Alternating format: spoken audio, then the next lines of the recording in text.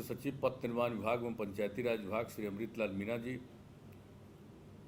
स्वास्थ्य एवं आपदा प्रबंधन विभाग के प्रधान सचिव श्री प्रत्यय अमृत जी, मुख्यमंत्री के प्रधान सचिव चंचल कुमार जी, प्रधान सचिव पर्यटन वन एवं जलवायु परिवर्तन श्री दीपक कुमार सिंह जी, प्रधान सचिव पर्यटन तथा कला संस्कृति एवं युवा विभाग श्री रवि मनु भाई परमार जी, नगर विकास एवं आवास विभाग के सचिव श्री आनंद किशोर जी, जल संसाधन विभाग एवं ऊर्जा विभाग के सचिव श्री संजीव हंस जी, योजना एवं विकास विभाग के सचिव मनीष वर्मा जी, सहकारिता विभाग की सचिव श्रीमती वंदना प्रेयसी जी, सूचना एवं जनसंपर्क विभाग के सचिव श्री अनुपम कुमार जी, मुख्यमंत्री के ओएसडी गोपाल सिंह जी।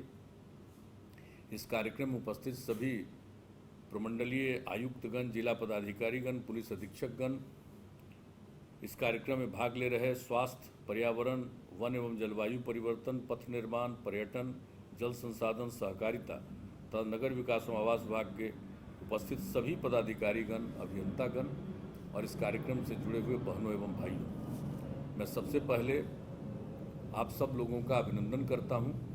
और जो आज कई विभागों की योजनाओं का उद्घाटन और शिलान्यास का कार्यक्रम हुआ है, मैं सभी विभागों को इस बात के लिए बधाई देता हूं।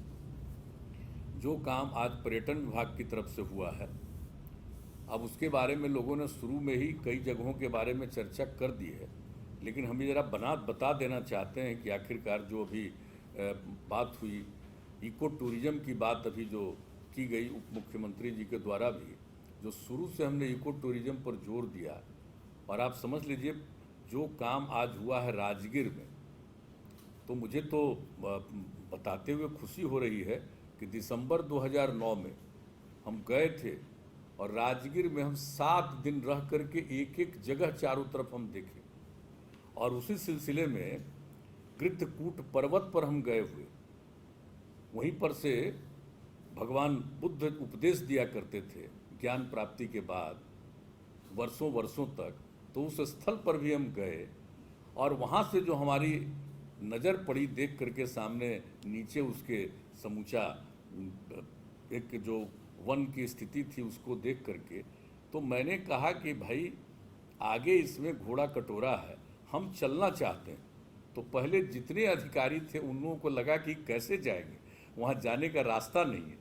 हमने कहा जितनी दूर तक जाने का रास्ता अगर है गाड़ी से, वहाँ तक गाड़ी तक जाएगी, उसका हम पैदल चलेंगे।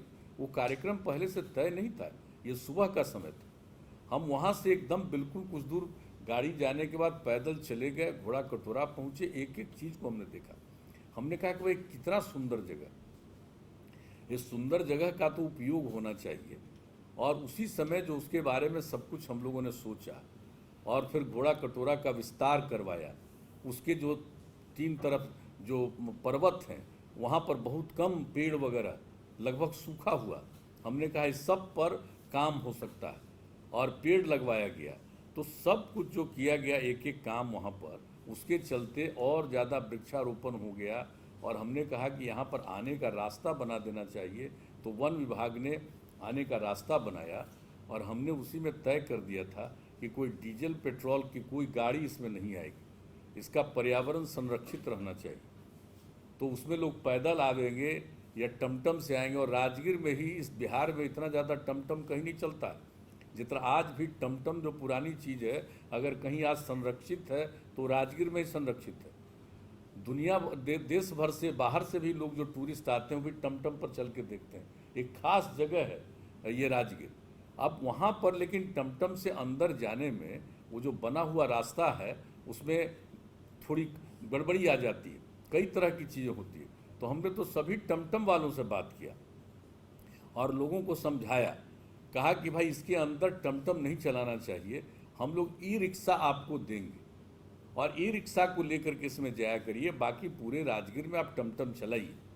तो इस पर लोग अंत में सहमत हुए और उसके बाद आज जो ये कार्यक्रम किया है पर्यटन विभाग ने, मैं बधाई देता हूँ कि उनकी जगह पर जितने टमटम चालक हैं सबको ई रिक्शा देने का इन्होंने नियम बना लिया।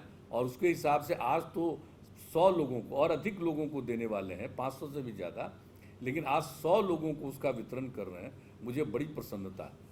अब उसको लेकर के जब लोग जाएंगे तो आज जो उसका दृश्य है, कितना सुंदर दृश्य होगा, ये देखने लायक बात होगी। और उसी समय से हमने ये बात शुरू किया कि भाई इको टूरिज्म होना चाहिए। कहीं भी इस तरह की जगह हो तो वहाँ पर उसके पर्यावरण पर किसी प्रकार का संकट नहीं आना चाहिए, और ये हुआ। और अब तो आप जानते ही हैं, भगवान बुद्ध की प्रतिमा भी वहाँ पर जो घोड़ा कटोरा में स्थापित की गई है वह भी देखने लायक है। हम आज देख रहे थे, सुबह सुबह ही जल संसाधन वाले गया वाला दिखा रहे थे, तो मैं तो कितनी बार कह चुका हूँ, मैं तो दर्जनों बार कह चुका हूँ, अरे भाई गया का कोई चीज़ दिखा रहे हैं, उसमें बोध गया का दिखा रहे हैं, भगवान बुद्ध की प्रतिमा दिखा रहे हैं, तो जो बोधि मंदिर है उसके अंदर जो भगवान बुद्ध की बोधि वृक्ष के बगल में जो बोधि मंदिर है उसी में जो उनकी प्रतिमा है उसकी तस्वीर दिखानी चाहिए। ये पता नहीं कौन लोग, अब यहाँ तो कुछ हद तक सुधरा है।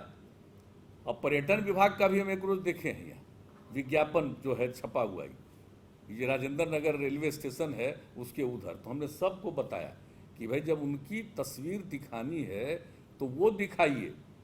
जो बोध गया में बोधि मंदिर के अंदर जो तस्वीर है वो अद्भुत है, दुनिया भर में लोग उसको देखते हैं, और हम लोग यहाँ पर क्या देखने लगते हैं, एक कुछ साल पहले बाहर एक बना है उसी को दिखाते रहते हैं। वही है बोध गया का प्रतीक। क्या बोध गया का प्रतीक वो है कि बोध गया प्रतीक बोधि वृक्ष है और भगवान बुद्ध का वहाँ पर बना हुआ मंदिर में उनकी तस्वीर है। तो इसलिए इन बातों का ध्यान रखना चाहिए, हम इतना जरूर सुझाव देंगे। और वहाँ पर जो हम लोगों ने बनाया है, जिस प्रकार से आप वो देखने लायक है, वो भगवान बुद्ध की जो प्रतिमा एकदम बीच में बना दिया गया है, ये घोड़ा कटोरा के बीच में, और उसमें जाने का नहीं, उसके चारों तरफ लोग भ्रमण कर लेंगे। तो इस तरह से हम लोगों ने किया है। लेकिन जो सबसे बड़ी बात है कि वहाँ पर आना और रात में किसी को नहीं रहना। वहाँ वन एवं पर्यावरण विभाग ने भी उसके बगल में कुछ बिल्डिंग्स बनाए हैं जहाँ पर लोग आकर के बैठ सकते हैं, एक एक चीज़ को देख सकते हैं, और सब लोगों के लिए इंतजाम रहेगा दिन में। शाम के बाद रात में वहाँ कोई नहीं रहेगा, और फिर सुबह से यात्रा शुरू होगी, और ये ई रिक्शा के आधार पर। तो मुझे आज बड़ी खुशी है कि जो वहाँ पर जो देखा और उसके बाद जो मन में बात आई, और बराबर हम जाकर के एक एक चीज़ को देखते हैं। अब तो मेरे हिसाब से जब ई रिक्शा से लोग जाने लगेंगे तो देखिएगा कितने टूरिस्ट वहाँ पर होंगे। और वहाँ पर तो बाकी सारा काम किया ही जा रहा है, जो विश्व शांति स्तूप बना हुआ है, ये सब के लिए जो काम किया जा रहा है, तो ये सब काम तो हम लोग कर ही रहे हैं। और जो कुछ भी सारा काम जो हो रहा है, और राजगीर में इको टूरिज्म को ध्यान में रखते हुए इसका जो विकास किया जा रहा है, नए रोपवे का निर्माण हो गया, अब काम लगभग पूरा हो गया, विलम्ब हुआ है, इसको तो पिछले साल ही पूरा करा देना था, लेकिन किसी कारण से वो लंबित हो गया।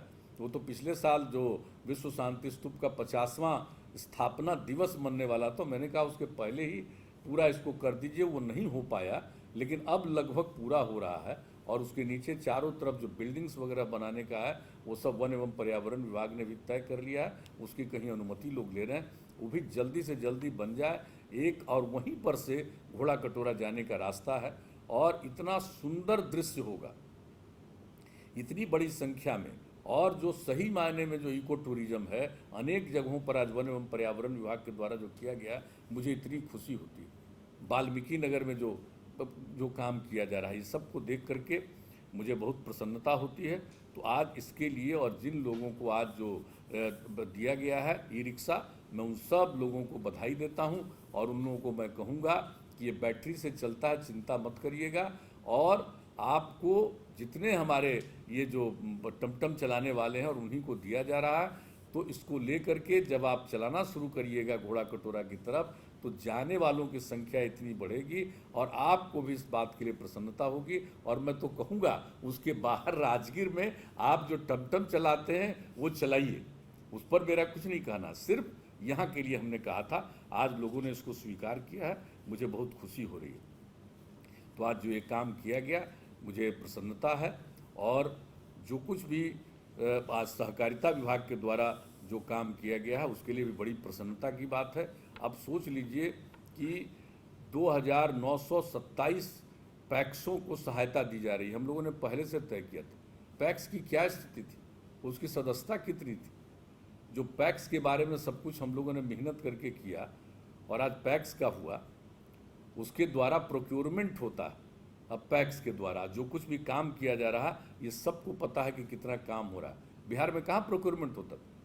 आज जो केंद्र में कृषि का कानून बना है उस पर लोग कुछ से कुछ बोल रहे हैं, और बिहार में हम लोग तो 2006 में ये बंद कर दिए थे।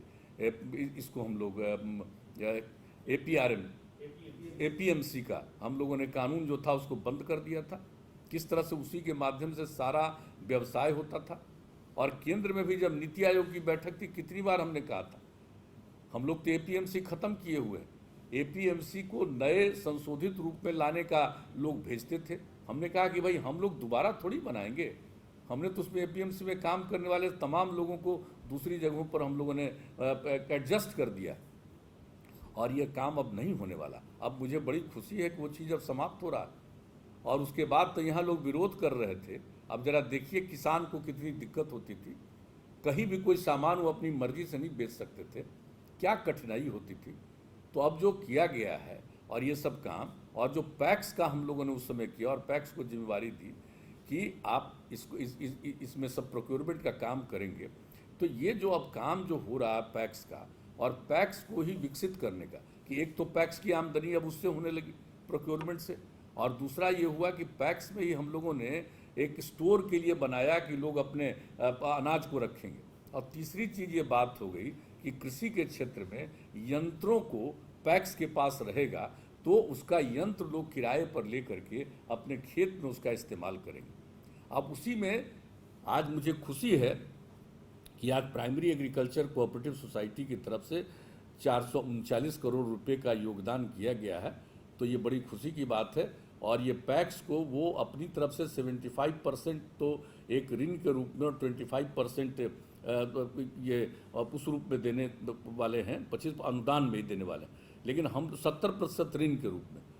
अब हम लोगों ने ये तय कर दिया कि भाई 25% पैक्स को मिलने वाला प्राइमरी एग्रीकल्चर कोऑपरेटिव सोसाइटी को जो ये मिलने वाला है केंद्र सरकार की एजेंसी जो है NCDC, national cooperative development corporation के द्वारा, वो देंगे 25%, और राज्य सरकार भी पैक्स को देगी 25%, यानी 50% का अनुदान उनको मिलेगा। और उसके आधार पर ये कृषि के यंत्र वो लेंगे और उस कृषि के यंत्र का किसान उपयोग करेंगे, और उसका जो भाड़ा इनको थोड़ा देंगे, तो उससे पैक्स की कितनी आमदनी बढ़ेगी। तो हम लोग तो एक एक चीज़ के बारे में कितना सोच सोच करके काम करते हैं कि भाई पैक्स का सिर्फ चुनाव नहीं। और आज आप देखते हैं कि अब पैक्स में चुनाव में कितने लोग दिलचस्पी ले रहे हैं। तो किसी चीज़ की जानकारी किसी को नहीं है, बाहर के लोगों को, तो बिना जानकारी के कुछ न कुछ बोलते रहते हैं। तो अब ये सब चीज़ जो हम लोग पैक्स के मामले में इतना काम किया, और इसके लिए जो कुछ भी आज जो इसके लिए मुख्यमंत्री हरित कृषि संयंत्र योजना का जो शुभारंभ किया है, इसके लिए मैं सहकारिता विभाग को इसके लिए मैं बधाई देता हूं। और जिस तरह से हम लोगों ने अपना कानून को हटाया था, ये सब काम किया था, इस सब को मालूम है। और आज कितना प्रोक्योरमेंट हो रहा है, ये भी बात तो सबको जानना चाहिए कि आज 19-20 में 21 लाख मीट्रिक टन धान की अधिप्राप्ति हुई, और 14-15 में 24 लाख मीट्रिक टन की धान की अधिप्राप्ति हुई थी। और किस तरह से पैक्स को धान की अधिप्राप्ति के एवज में 141 रुपया प्रति क्विंटल दिया जाता है, जिसमें प्रति क्विंटल हैंडलिंग चार्ज के लिए 8 रुपया 84 पैसा, सुखाने के लिए 18 रुपया 15 पैसा, मिलिंग चार्ज यानी धान कूटकर चावल बनाने के लिए 10 रुपया, यानी ये सब प्रति क्विंटल। पैक्सों के लिए कमीशन कितना मिलता है, 31 रुपया 25 पैसा। आप सोच लीजिए, वो प्रोक्योरमेंट करते हैं, उनको कमीशन कितना मिलता है, 31 रुपया 25 पैसा। भंडारण जो वो करते हैं उसके लिए 4 रुपया 80 पैसा, और 2 महीने के ब्याज की राशि के रूप में 30 रुपया 31 पैसा, तथा 38 रुपया 51 पैसा परिवहन के लिए दिया जाता है। अब जो पैक्स के लिए हम लोग आज की योजना दे रहे हैं इन लोगों को, और उसके अलावे पहले से ही जितना पैक्स के लिए काम किया जा रहा, तो ये समूचा जो प्रोक्योरमेंट का काम है उसके माध्यम से, और ये पूरा जो हरित कृषि संयंत्र योजना, इसके माध्यम से, तो जो कुछ भी हम लोगों ने इसमें निर्णय लिया है, और उसी प्रकार के यंत्र दिए जाएंगे जो यंत्र लाभान्वित होंगे, और जिस यंत्र से लोग जो फसल चक्र जो हम लोगों की बात कर रहे हैं, पर्यावरण के अनुकूल हो, उसके दृष्टिकोण से भी। और दूसरी बात, कोई इसको जलाए नहीं, फसल अवशेष को कोई जलाए नहीं, तो उसके लिए लोगों को बचाने के लिए जिस तरह के यंत्रों की ज़रूरत है वो सभी प्रकार के यंत्र इनको मिलेंगे और उस यंत्र के माध्यम से इनकी आमदनी भी होगी और किसानों को लाभ भी होगा। तो मैं इसके लिए धन्यवाद देता हूं सहकारिता विभाग को, और उसके अलावे भी उन्होंने अन्य चीज़ों के बारे में चर्चा की है, मैं उनको धन्यवाद। और इस तरह से ये काम हम लोगों का बढ़ता चला जाएगा, ये काम बढ़ेगा, यहाँ के किसानों की आमदनी बढ़ेगी, हर प्रकार का ये काम बढ़ेगा। और इसके संबंध में तो प्रधानमंत्री जी के साथ बैठक में हम लोगों ने अपना विचार भी रख दिया। जो कुछ भी हो रहा है ये किसानों के आमदनी को बढ़ाने के लिए आज जो 2 कानून बने, तो इस तरह से सारी बातें हैं। अब पटना मेट्रो रेल योजना का आज से कार्यारंभ भी हो गया, ये बड़ी खुशी की बात है। आदरणीय प्रधानमंत्री जी से इसका शिलान्यास करवाया गया था 17 फरवरी 2019 को, और इसके बाद हम लोगों ने इसको दिया, पूरा का पूरा काम जो दिया गया Delhi metro rail corporation limited को। दिल्ली मेट्रो रेल कॉरपोरेशन को हम जानते हैं लिमिटेड, जब हम केंद्र में रेल मंत्री थे तो उसको देखने के लिए गए थे और एक एक चीज़ को देखते थे कि कितना बढ़िया काम दिल्ली मेट्रो रेल कॉरपोरेशन कर रहा है मेट्रो रेलवे में। तो उस चीज़ को हम उस समय से जानते हैं जब दिल्ली में मेट्रो रेलवे बन रहा था, बाद में बन करके वो शुरू हो गया, अब उस पर मेट्रो रेल का चलना प्रारंभ हो गया। हम उसके पहले ही जाकर के एक एक चीज़ देखे। जब हम लोगों को अपने यहाँ ये काम को करना था तो हमने प्रारंभ से विभाग को कहा कि भाई देखिए, इसके लिए अगर कोई बनाएगा तो सबसे अच्छे ढंग से बनाएगा दिल्ली मेट्रो रेलवे कॉरपोरेशन, और उसी को इन लोगों ने चुना और उनके माध्यम से पूरे शहर का पूरा अध्ययन करके किस जगह पर क्या किया जाना चाहिए उसका उन्होंने तकनीकी सुझाव भी दिया, और उसके हिसाब से सब कुछ विभाग के द्वारा किया गया राज्य सरकार के मदद से।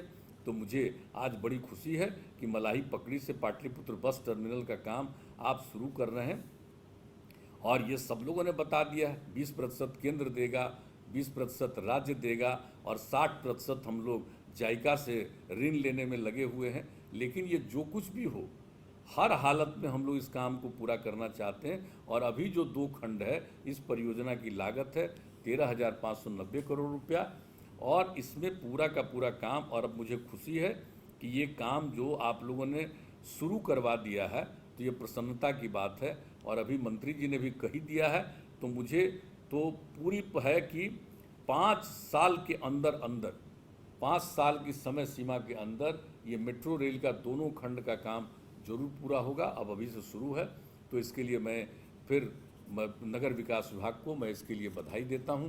और ये सोच लीजिए कि शहर के लोगों को कितनी खुशी होगी।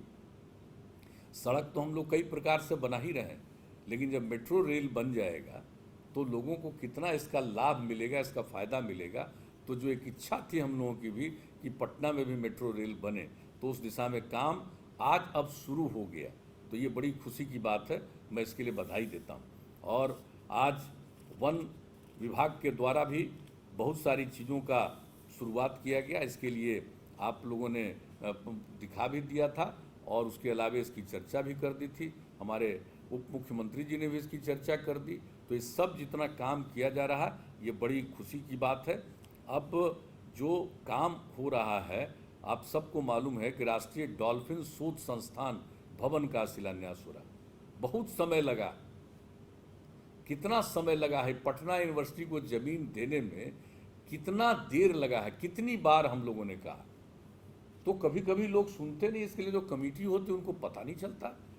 आप जरा बताइए कि राष्ट्रीय डॉल्फिन शोध संस्थान हम लोग यहाँ चाहते ही थे, शुरू से ही हम लोगों के मन में था। और ये जो बात शुरू में हुई थी, जो बताना हम चाह रहे हैं कि 2009 में राज्य में गांगेय डॉल्फिन यानी सांस सेतु बड़े पैमाने पर संरक्षण के प्रयास प्रारंभ किए गए थे। 5 अक्टूबर 2009 को दिल्ली में जो आयोजित हुआ था, पहली मीटिंग थी राष्ट्रीय गंगा नदी बेसिन प्राधिकरण, उसमें यूपीए की सरकार थी, डॉक्टर मनमोहन सिंह जी प्रधानमंत्री थे, वो मीटिंग में थे, हम गए थे। और वहीं पर हम लोगों ने ये बात कहा था कि साहब जो भी है कि गांगेय डॉल्फिन को राष्ट्रीय जल राष्ट्रीय जलीय जीव घोषित करने की मांग की थी, डॉल्फिन को, गांगेय डॉल्फिन को।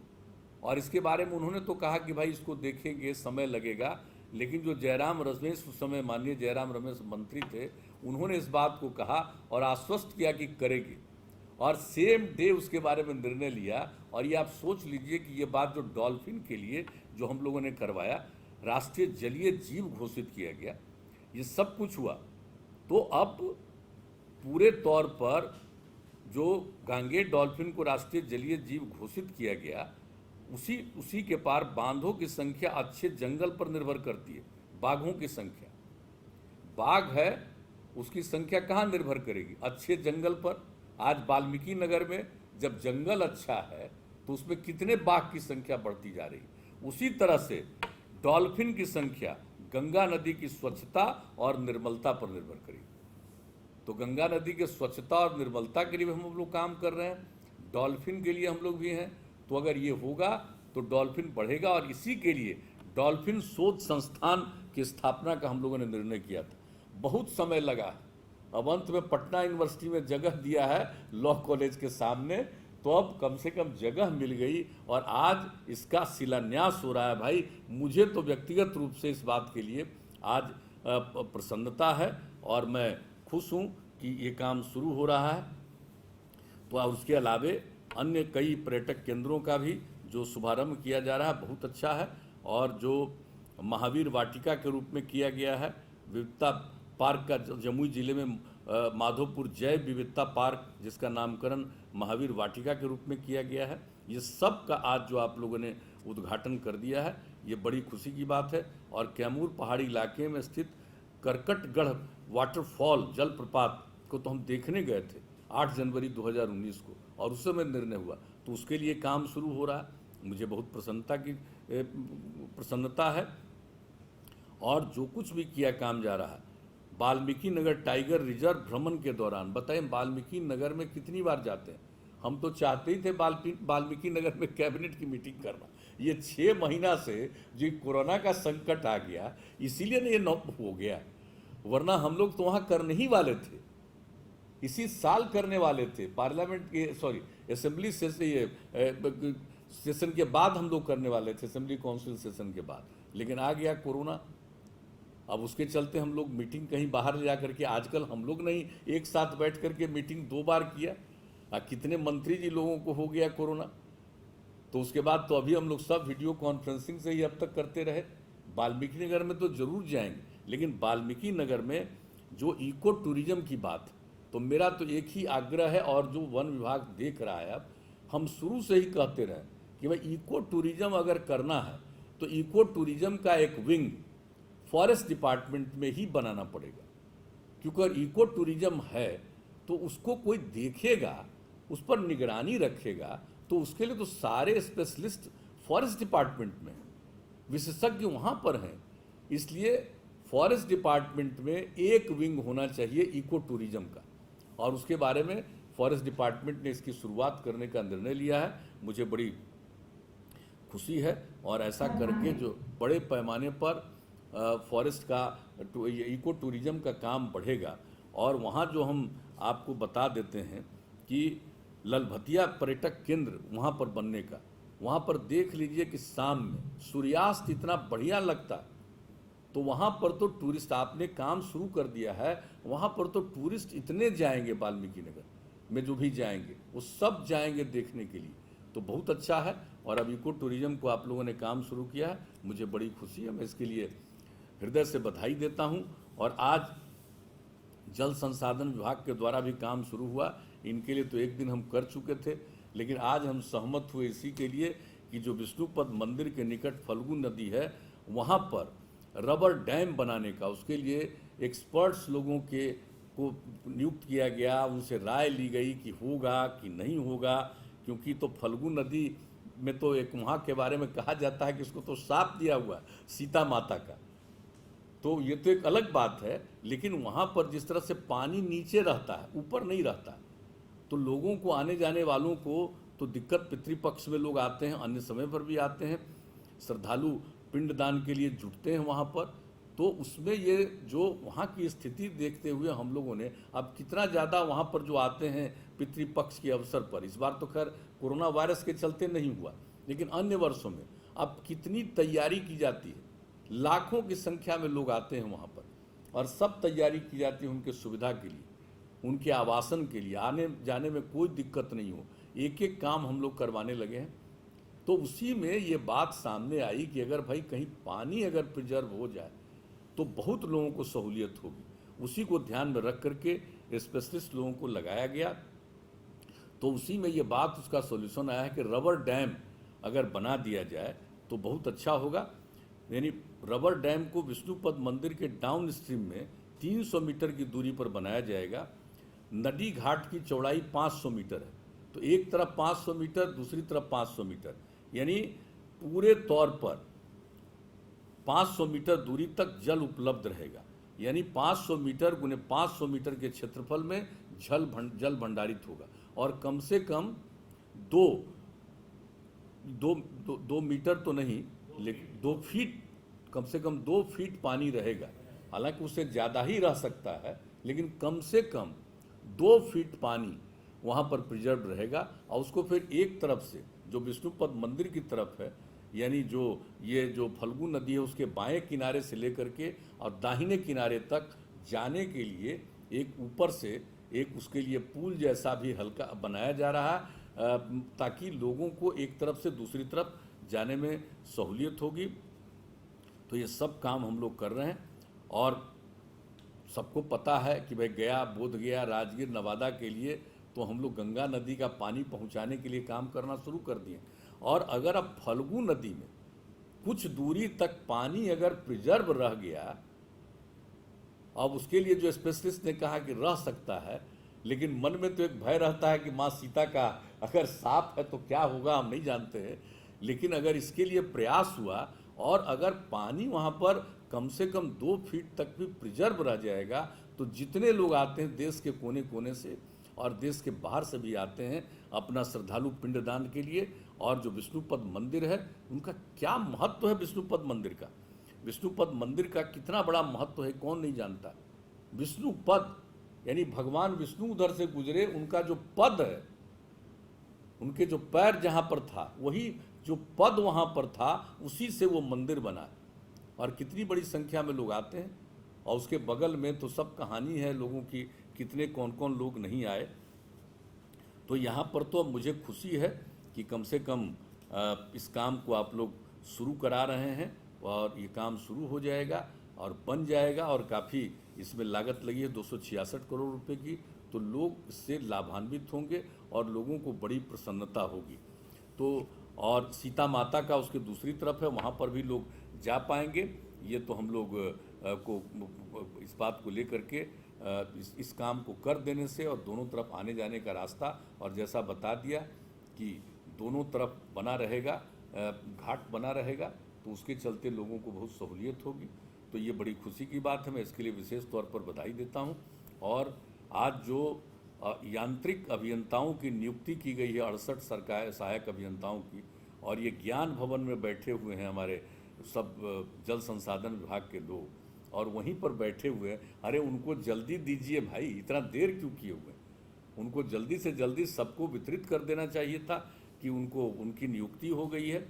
और लंबे अंतराल के बाद, और ठीक ही कह रहे थे, रिटायर्ड लोग जो थे आपके जो यांत्रिक अभियंतागण, उनको रखना पड़ता था। अब कम से कम हमारे सभी सहायक अभियंता की बहाली हुई है। मैं इसके लिए भी अपनी खुशी प्रकट करता हूं कि अब काम करने में आप लोगों को सहूलियत होगी।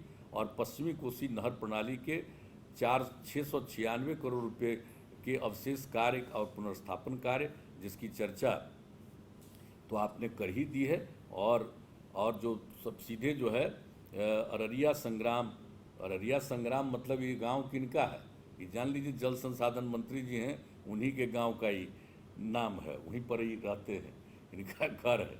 तो वहीं पर झंझारपुर के 3.82 करोड़ रुपए की लागत से मिथिला हाट का शिलान्यास भी हो रहा। अब मिथिला हाट बन गया, जिसका वर्णन वो कर दिए। कितनी लोगों को खुशी होगी उस 4 लेन पर जो जाएंगे, ईस्ट वेस्ट कॉरिडोर का जो रास्ता है उस पर जाएंगे और मिथिला में कोई रुकेगा एक एक चीज़ का अनुभव करेगा। तो इसका भी जो आप लोगों ने शिलान्यास कराया, इसके लिए मुझे खुशी है। और पथ निर्माण विभाग का तो भाई काम हम लोग करते ही रहते हैं। कोई मामूली चीज़ है कि पथ निर्माण विभाग का थोड़ा काम किया है? हम लोगों ने तो तय किया था पहले 6 घंटा में, जो सुदूर इलाके हैं वहाँ से आने में 6 घंटा में पहुँचूँ, लगभग प्राप्त हो गया। तो हम लोगों ने 5 घंटे का लक्ष्य रख दिया। अब उसके लिए तो केंद्र सरकार से हम लोगों को मदद मिली है, और कल भी माननीय प्रधानमंत्री जी ने कई योजनाओं का शिलान्यास किया। और लेकिन जो राज्य सरकार की तरफ से भी जो काम किया जाता है पथ के निर्माण के लिए, वो तो सबको मालूम है कि किस तरह से पथ का निर्माण हो रहा है और कितना मेंटेनेंस का काम होता है। अगर आप जरा देख लीजिए स्टेट हाईवे, अब बहुत लोग तो बिना मतलब का, ये हमारे अपर मुख्य सचिव हैं, ये बैठे हुए हैं, हम कितना बार एतराज़ किया कि बिला वजह आप लोगों ने जो हम लोगों का रोड था उस रोड को कई रोड को बिना मतलब का एनएच में परिवर्तित करवा दिया। अब एनएच में परिवर्तित हो गया तो उसका मेंटेनेंस होता है जी, स्टेट हाईवे का जितना बढ़िया मेंटेनेंस होता है जो एनएचएआई का है उसका कर सकता है, लेकिन उसके लिए जितना आपके पास एनएच है उसके हिसाब से जितना पैसे का आवंटन होता है उस हिसाब से उतना मेंटेनेंस पॉसिबल है। तो हम तो कहेंगे कि बिला वजह हम लोगों को अपने स्टेट हाईवे को अपने ढंग से हम लोगों को मेंटेन करना है। और स्टेट हाईवे कितना सुंदर लगता है जो बनना शुरू हुआ, और बना है कितनी जगहों पर स्टेट हाईवे हम लोगों ने बनाया, और किस तरह से उसका मेंटेनेंस, और अब जो पॉलिसी बन गई है।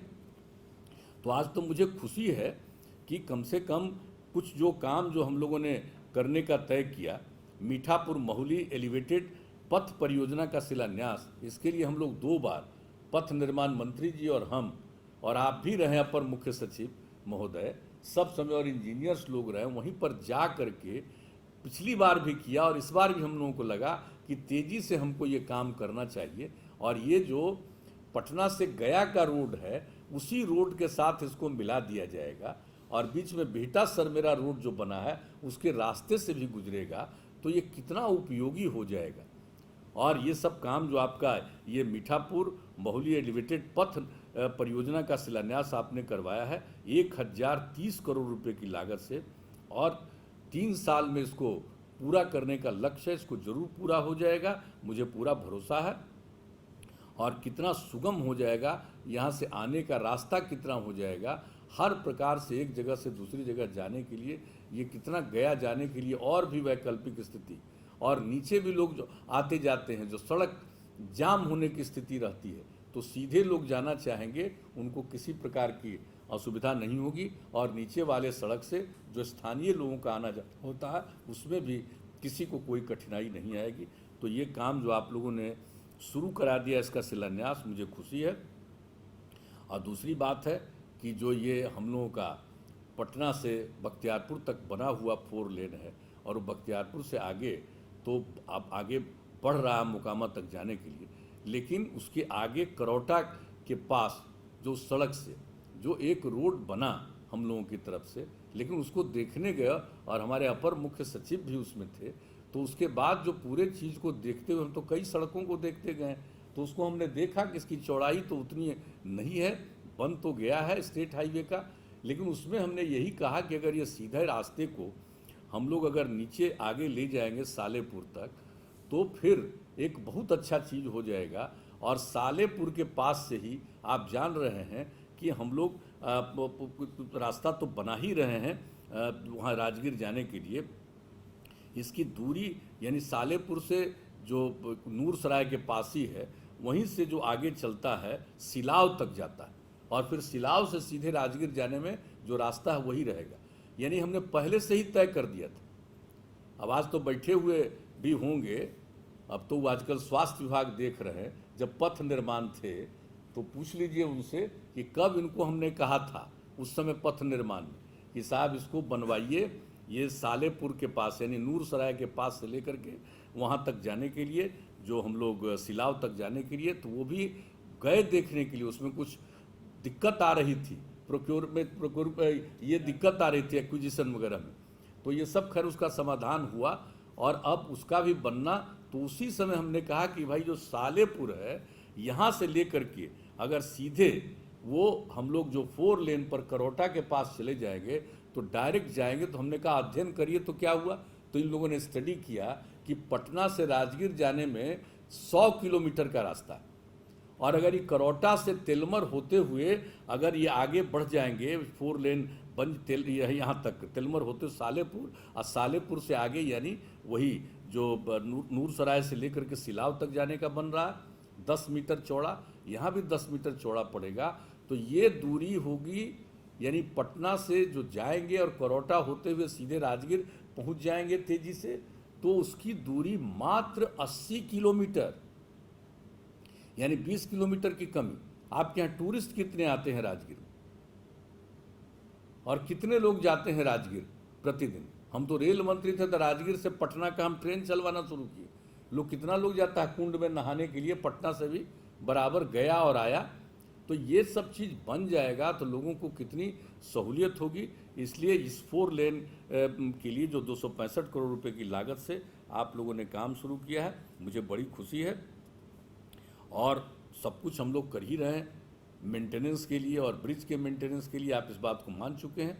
और अन्य सड़कों के बारे में पूरी जानकारी पहले भी दी गई, और आज पथ निर्माण मंत्री जी ने, माननीय मंत्री जी ने भी इसके बारे में पूरी जानकारी दी गई। उसको मैं रिपीट करने की कोई ज़रूरत नहीं समझता हूँ, लेकिन इतना ज़रूर है कि 2005 से अब तक स्टेट प्लान से हम लोगों ने ये जो आपका पथ निर्माण विभाग है उसमें 54,461 करोड़ रुपए की राशि व्यय।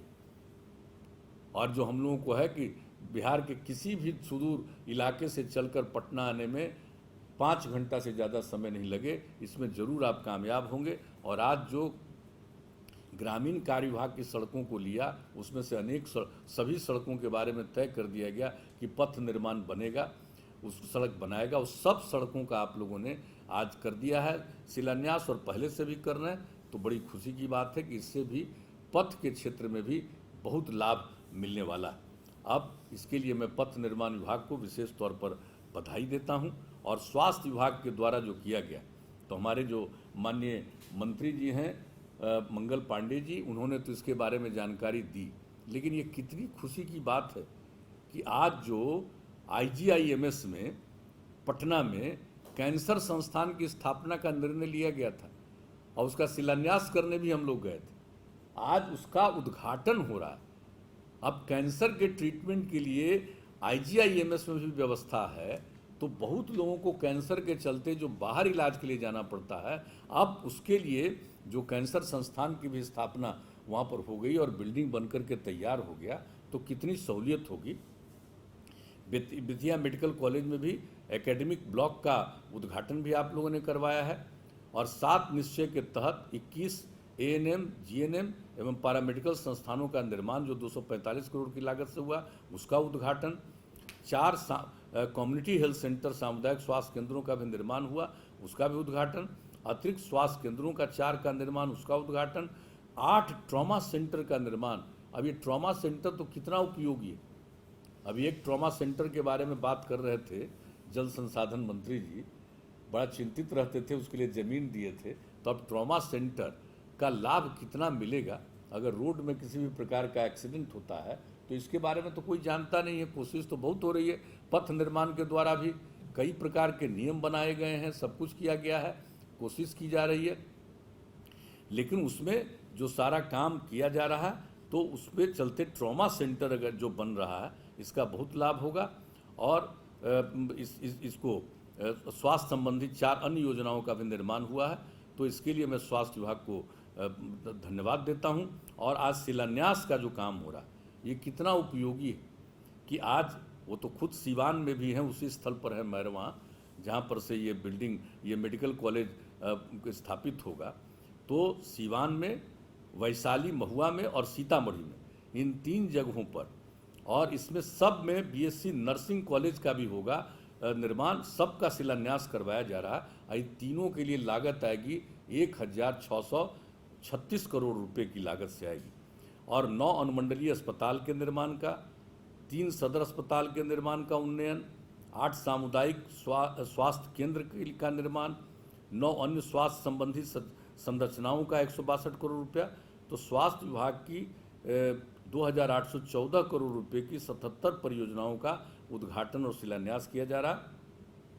इसके लिए मैं आपको बधाई देता हूं।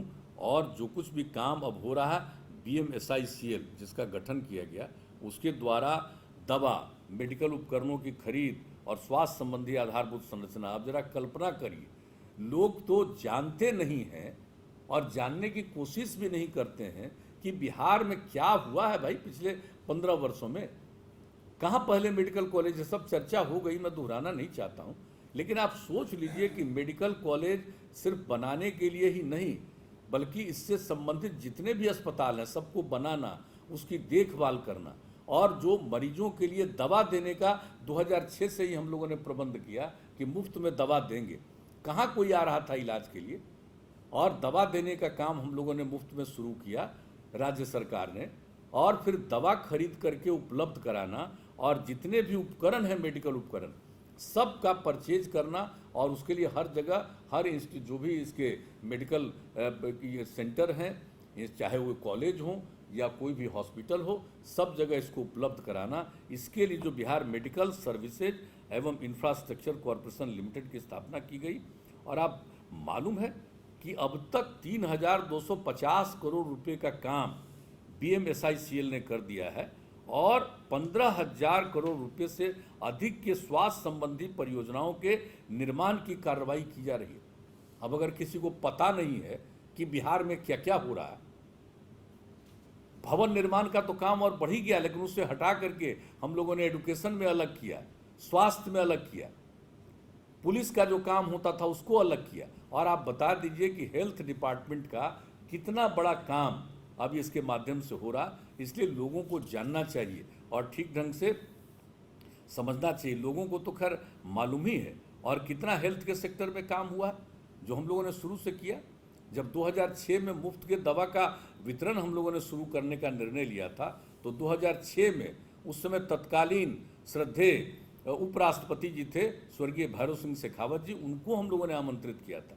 और यहाँ अगस्त महीने से हम लोगों ने पटना से शुरू करवाया था मुफ्त में दवा उपलब्ध कराना हर हॉस्पिटल का, ये काम शुरू किए। और बताइए क्या था, टीकाकरण की क्या स्थिति थी पहले?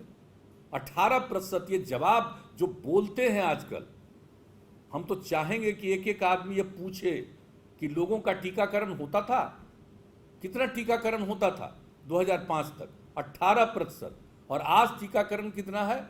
86%, 86% टीकाकरण करवाया गया है। तो हेल्थ के क्षेत्र में काम कितना हो रहा? अब ये कहने की बात है। क्या स्थिति थी भाई?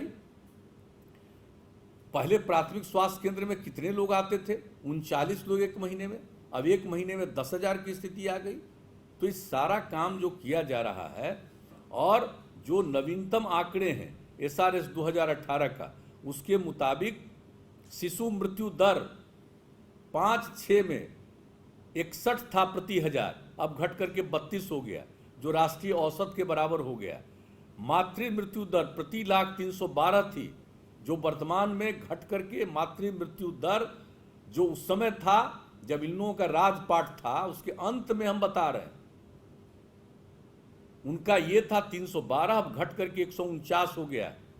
और प्रजनन दर भी घटा। अभी प्रजनन दर के लिए तो हम लोग हर लड़की को, बच्ची को जो पढ़ाएंगे, और हर पंचायत में हम लोगों ने जो इंस्टीट्यूशन की स्थापना की है, अब हाई स्कूल ही नहीं बल्कि +2 तक की पढ़ाई का जो इंतजाम किए हैं, तो ये जब बच्चियां पढ़ लेंगी तो प्रजनन दर और नीचे जाएगा। लेकिन अभी तक का जो प्रयास हो रहा है, उसमें प्रजनन दर जो हम लोगों की सरकार बनी थी 2005 में, उस समय जो हम लोगों ने सर्वे करवाया था 2006 के फरवरी में, जो पूरा एक एक चीज़ की जानकारी हम लोगों को मिली थी, 4.3 था प्रजनन दर, अब घट करके 3.2 पर आया।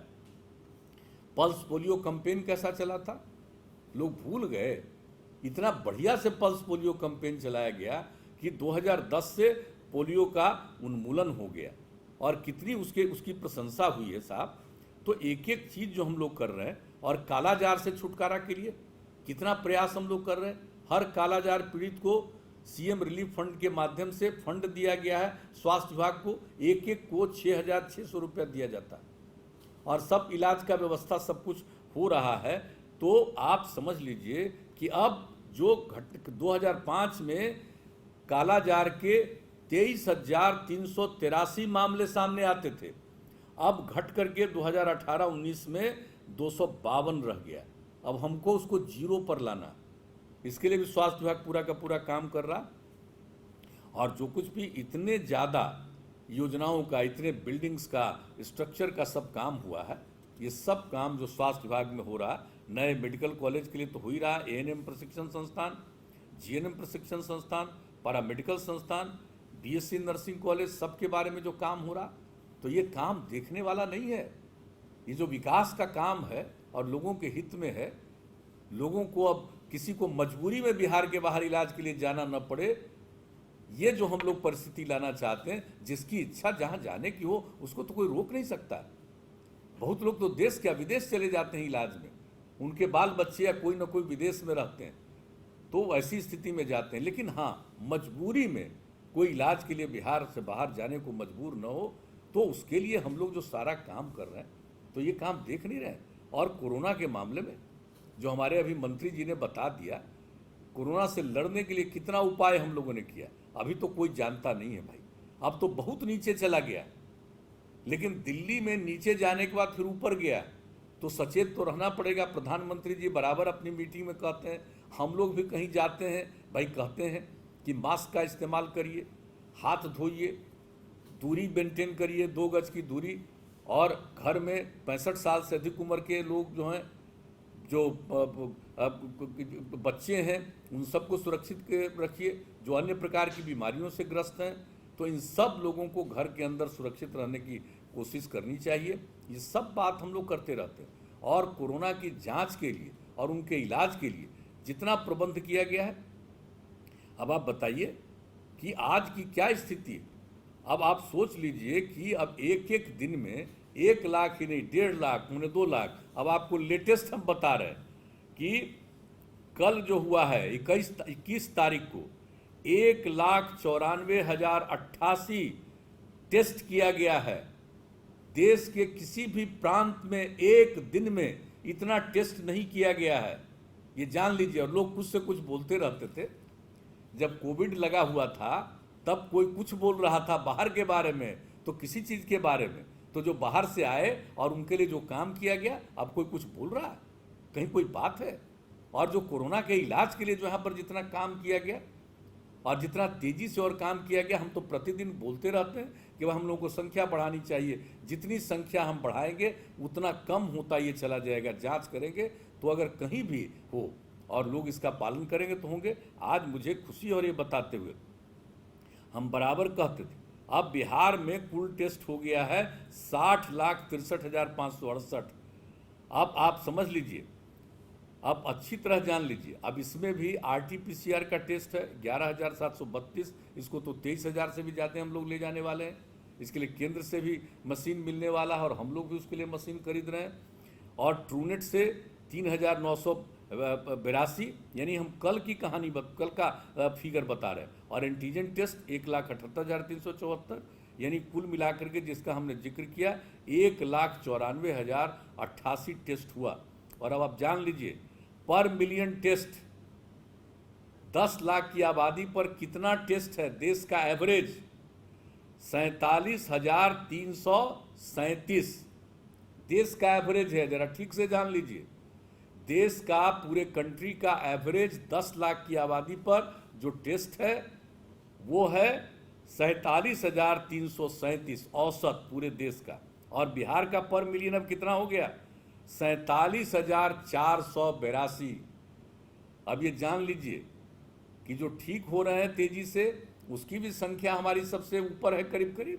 और दूसरी चीज जान लीजिए कि अब 10 लाख की आबादी पर, यानी पर मिलियन टेस्ट, अब बिहार में जो टेस्ट कल हुआ है, अब इसके बाद जो स्थिति पहुंच गई है, कल के टेस्ट के बाद हमारा एवरेज टेस्ट पहुंच गया जो देश का औसत है, उससे भी ज़्यादा टेस्ट अब हो गया 47,482। तो मैं तो स्वास्थ्य विभाग को इसके लिए धन्यवाद देता हूं। और सारे लोगों से मैं विनम्रतापूर्वक आग्रह करता हूं कि इसके लिए सजग रहिएगा, सचेत रहिएगा। डरने की ज़रूरत नहीं है, लेकिन सजग और सचेत रहना, ये कोई नहीं जानता कब तक ये रहेगा, कब और बढ़ जाएगा, इसके बारे में कोई नहीं जानता। इसलिए दूरी रखना है, मास्क का इस्तेमाल करना है, हाथ को साफ रखना है, और घर के अंदर जो हमने बताया 3-4 प्रकार के लोगों को, उसको अकारण बाहर नहीं भेजना। बहुत लोग शौक से करते रहते हैं, और यहाँ पर से तो पूरी बात हो रही है, हर जिले के साथ बैठक करके तय हुआ कि भाई लोगों के बीच में लोगों को प्रेरित करिए, क्योंकि ऐसा मत समझिए कि अब संख्या बहुत घट गई और हम लोगों के यहाँ जो फिगर हो गया है, ठीक होने वाले का फिगर 91% से भी ज़्यादा हो गया अब हम लोगों का। तो सिर्फ उसी से प्रसन्न हो जाने की ज़रूरत नहीं है, निश्चिंत हो जाने की ज़रूरत नहीं है। हम लोग काम कर रहे हैं, उससे स्थिति बेहतर हो रही है, लेकिन कब कुछ फिर खराब स्थिति आएगी ये कौन जानता है। अभी दुनिया भर में इस पर अनुसंधान चल रहा, रिसर्च चल रहा, अभी तक है। इस साल खत्म होगा कि अगले साल तक चलता रहेगा, कोई नहीं जानता। इसलिए सजग तो रहना ही है। लेकिन जान लीजिए, जो लोग बिहार सरकार की आलोचना करते थे, मैं उनसे अब जानना चाहता हूं कि भाई बिहार में जो सरकार के लोग हैं, हमारे जितने सरकारी कर्मी हैं, सब लोगों ने जिस तरह से काम किया, हमारे डॉक्टर्स ने, जितने हमारे दूसरे चिकित्सा सेवा के लोग हैं, सब लोगों ने, स्वास्थ्य विभाग ने, एडमिनिस्ट्रेशन के लोगों ने, पुलिस के लोगों ने, सब ने मिलकर के, स्वयंसेवी संस्थानों ने, सब लोगों ने जिस तरह से काम किया, जीविका समूह, अन्य सभी लोगों ने इन सब क्षेत्रों में जो काम किया है, उसके चलते जो अब इसके पीड़ित होने वालों की संख्या इतनी घटी, और अब 1 मिलियन पर, यानी 10 लाख की आबादी पर नेशनल एवरेज से भी हम ज़्यादा जांच में पहुंच गए हैं। और ज़्यादा जांच कराने के लिए और ज़्यादा तीनों प्रकार के संस्थान जहां पर ट्रीटमेंट होगा, आज कितना व्यवस्था किया गया है। और सब व्यवस्था होने के बाद भी सारा इंतजाम करते हुए हम लोग इस काम को रखे हुए हैं कि किसी भी सूरत में किसी प्रकार का अगर कहीं फिर से जोर पड़े तो कोई तरह की कठिनाई नहीं, एक एक चीज़ को मेंटेन करके हम लोग रख रहे हैं। तो ये सब मुझे बड़ी खुशी की बात है। तो अब आगे भी, और स्वास्थ्य विभाग जितनी तेज़ी से काम कर रहा, ये काम इसको और बढ़िया से, और सारे हमारे ज़िले के प्रशासन के लोगों को सजग और सचेत रहना है। हर जगह लोगों को प्रेरित करना है कि भाई आइए अपना जांच, अब ब्लॉक लेवल तक हम लोग इसको उपलब्ध करा रहे हैं जांच को, तो अब एक एक लोग जांच करें ताकि लोग इसके चलते पीड़ित नहीं हों, ये हम लोगों का है। तो स्वास्थ्य विभाग के द्वारा कोरोना के मामले में तो जो किया ही गया है, और एईएस के मामले में कितना किया गया, जो पिछले साल इसको लेकर के क्या क्या आलोचना हुई थी, और पिछले साल पटना में पानी आ गया था तो कितनी आलोचना होती थी। तो यहाँ तो कुछ लोगों की आदत है भाई आलोचना करना। अब पानी कहीं दूसरा जगह आता है ना, दूसरे शहर में आता है पानी, तो नहीं चर्चा होती है। पटना में जरा भी पानी आएगा तो चर्चा होती है। तो इस सब तरह की बात तो चलती रहेगी। हम लोगों को तो काम है कि लोगों की खिदमत करें। लोगों ने अब तक मौका दिया है तो लोगों की हम सब लोग मिलकर के सेवा करें। हम लोग सेवा करते हैं, क्योंकि सेवा ही हमारा धर्म है, और इस मामले में सबकी खिदमत करते हैं, सबकी सेवा करते हैं। आपस में प्रेम का, भाईचारे का, सद्भावना का वातावरण रहे। बिहार आगे बढ़ रहा है, और केंद्र की भी जो सहायताएं मिल रही हैं, इस सब को लेकर के, और बिहार अपने बल पर आम सभी लोगों के सहयोग से अब जो आगे बढ़ रहा, बिहार विकसित राज्य बनेगा, और ये हम सब लोगों का संकल्प है और निश्चय है। इसलिए, और बिहार के लोगों ने जो अब तक काम करने का हम लोगों को मौका दिया, इसके लिए उनको भी हृदय से धन्यवाद देते हैं। और सभी विभागों में जो सक्रियता है और निरंतर इस तरह के काम को करते रहें। और आज तो जितना काम हो गया अब तक भाई, मौका दिया, हम लोग तो सब काम कर रहे हैं, सब काम कर दिया। अब जनता मालिक है, आगे मौका देगी, हम लोग आगे काम करते रहेंगे। ये तो जनता के ऊपर निर्भर करता। और हम तो जानते हैं, हर बार लोग न जाने क्या क्या प्रचार करते थे, लेकिन उसके बाद क्या होता है, जनता की मानसिकता क्या होती है। जनता को, लोगों को बांटने के चक्कर में रहते हैं, लोगों के बीच में भ्रम पैदा करने के चक्कर में रहते हैं। लेकिन कुछ बोलने से होता है जी। आजकल जो ये सोशल मीडिया पर ट्वीट कर कर के तरह तरह की बात करते हैं लोग, कमाल बात करते हैं। आज एक आदमी का हमने देखा, किसी तरह का वक्तव्य, कमाल है साहब। तरह तरह की बात करते हैं, अपना समय भूल गए। 90 से जो मौका मिला उस समय से लेकर के 2005 तक क्या कर पाए, और आज जो हम लोगों को मौका मिला तो हम लोगों ने क्या किया। तो ये जो काम किए हैं इसको जनता भूलती है। जनता को सब मालूम है। भ्रम पैदा करने की कोई कोशिश करता है, उसका कोई असर नहीं पैदा पड़ने वाला। और हम लोग सेवक हैं, काम करते हैं, सेवा करते हैं। हम लोग कोई परिवारवाद वाले नहीं हैं। हमारे लिए पूरे बिहार के लोग मेरे परिवार के अंग हैं, मेरे परिवार के सदस्य हैं। और कुछ लोगों को सीमित है परिवार, बेटा बेटी यही परिवार है, इसके अलावा और कोई नहीं है। पार्टी के अंदर भी जो लोग होते हैं उनकी भी कोई इज्जत नहीं मिलती है। और हम लोगों के लिए पूरा बिहार एक परिवार, और हम सब एक परिवार के सदस्य हैं। पूरे बिहार के हर लोगों का ध्यान रखना। और आपने देखा है कि आज तक जो हम लोगों ने काम किया है, बिहार के किसी भी इलाके की उपेक्षा की है। न्याय के साथ विकास का मतलब हर इलाके का विकास और समाज के हर तबके का उत्थान। जो किनारे पर थे, हाशिए पर थे, उन लोगों को मुख्य धारा में लाने के लिए, चाहे वो महादलित हों, दलित हों, महिलाएं हों, अति पिछड़े वर्ग के लोग हों, अल्पसंख्यक समुदाय के लोग हों, सबके कल्याण के लिए हम लोगों ने काम किया। हर इलाके के विकास के लिए काम किया है। और आज आप देख लीजिए, इतना दिन काम हुआ और आज भी आप देख लीजिएगा कि सड़क कहाँ कहाँ नहीं बन रहा, कौन काम नहीं हो रहा, हर जगह काम हो रहा।